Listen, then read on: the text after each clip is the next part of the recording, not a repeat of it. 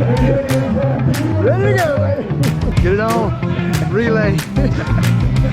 The next 60 to 90 seconds. Yes.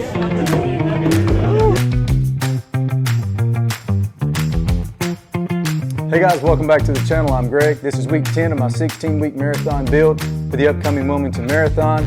If you're new to the channel and you're interested, I've placed the other 9 weeks videos on my channel, so go check those out. There's a dedicated playlist just for this series. So heading into week 10, I've got the Apple Watch Ultra on now and the Whoop Strap 4.0. Again, I've given the Fenix 6X Solar Pro a rest. I'm going to compare the Apple Watch to the Whoop Strap and see how things go. So in this video today, I'm going to be sharing with you guys how that went this week, how similar these devices are with the data they give you, the average heart rate, the calories burned, strain, all that kind of stuff, and to see which one I think by the end of all this is the best device to recommend for someone who's looking to get into technology for training purposes. All right, so let's jump into it. Monday, January the 2nd, day 64 of the training block.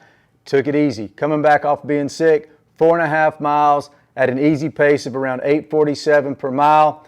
Comparing the two devices today, the average heart rate was actually similar, with the Apple Watch Ultra coming in at 166 beats per minute and the Whoop Strap at 161 beats per minute. So not too bad. That's closer than it was last week between these two devices, so starting the week off in the right direction.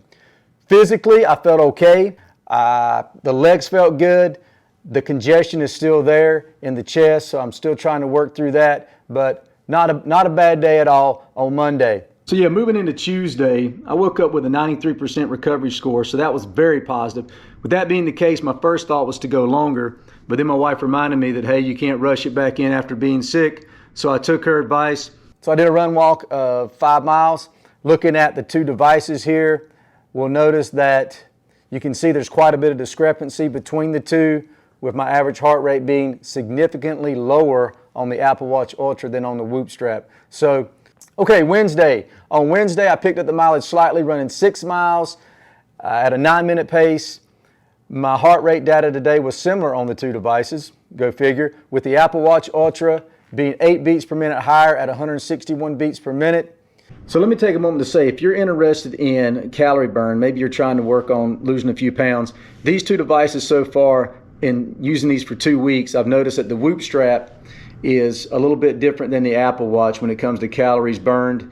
The Whoop Strap is showing about 5% more calories burned per workout than the Apple Watch Ultra, so something to consider. Again, unless you're going into a lab to have this stuff tested by doctors and a team of specialists with all this fancy equipment, there's going to be variation here, and I know that, but this is a lot of variation right now between the two devices, so I still have to kind of figure out which one of these is more on track and give me the correct data that I can use to plan my training specifically moving forward. Again, wearing a device on the right wrist and the left wrist, I don't know if that's impacting this thing or what, but I'm getting data that's all over the place between these two different devices. We'll have to see how that works itself out over the next week or so. All right, so heading into Thursday, I did a run walk workout of about 8 miles. This time there was a significant difference again in my heart rate, with the Whoop Strap showing 136 beats per minute, while the Apple Watch Ultra was at 91 beats per minute. So by now I'm beginning to wonder again, is this worth it? This is expensive equipment. Let's just call it what it is. Whoop Strap is a yearly subscription I've already talked about, and then the Apple Watch Ultra is an $800 device. Now, I like the Apple Watch Ultra for a lot of reasons that I'm going to share in another video, but right now, if you're trying to use this data to train with, which I am, it's apples and oranges, so to speak, right now. So these devices are so far apart, it's just kind of confusing as to what you might want to use here to get your training done. Friday was day 68. Now Friday is the day before our 50K relay over at the Frosty 50. But again, some interesting results today as I tried to kind of take it easy in preparation for tomorrow. According to my Apple Watch Ultra, I ran 7 miles at an 8:42 pace with an average heart rate of 134 beats per minute and 716 total calories burned. Now the crazy thing with Friday's data is that the two devices only differed by 2 beats per minute with respect to heart rate. So that's the closest yet in performance.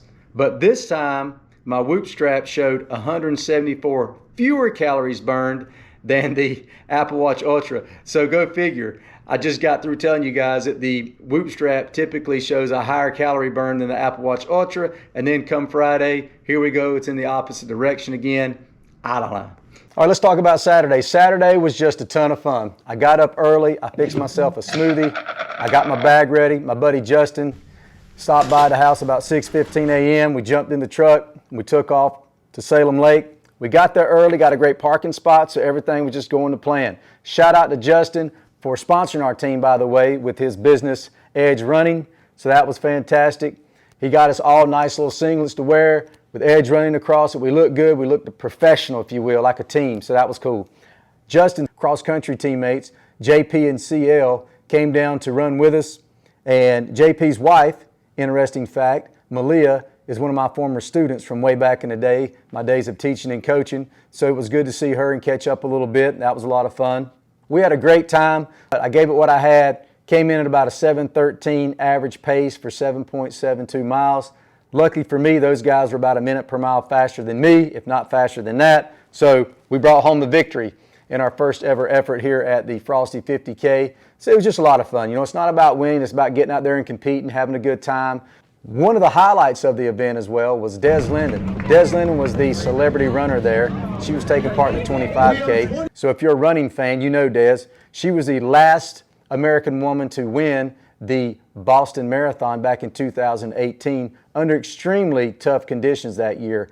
Rain, cold, it was in the low 30s, driving rain. It was just horrible conditions. And I know that to be a fact because I was there too running Boston that year. So yeah, I got to run with Des again, so this is cool. Now I've ran with Des in 2 different races. Obviously, she's a lot faster than me, so I don't get to run beside her or anything, but it's just cool, you know, in the running community to know that you get to compete in events with professional runners, runners that are a lot better than you. We all compete together, unlike other events. So it's cool because you build similar memories if you think about it. You can all reflect back on races that you did, and there's someone else that was there at that same race who has similar memories as you. And it kind of bonds us together, I think, in a human way. So yeah, I think that's pretty cool that I get to run the same races sometimes as somebody as good as Des Linden. So shout out to Des. Thanks for coming down to Winston-Salem to run with us, folks. That was cool. The end of the week was fantastic. Doing the relay, there's nothing like it. So that's the reason I'm putting together this series, guys and girls. If you aren't into running yet and you're thinking about getting into it, you just got to take the leap. This is a sport that is so driven off of relationships. People just love going to races. They love being around other runners. You get that energy, you get that high from running.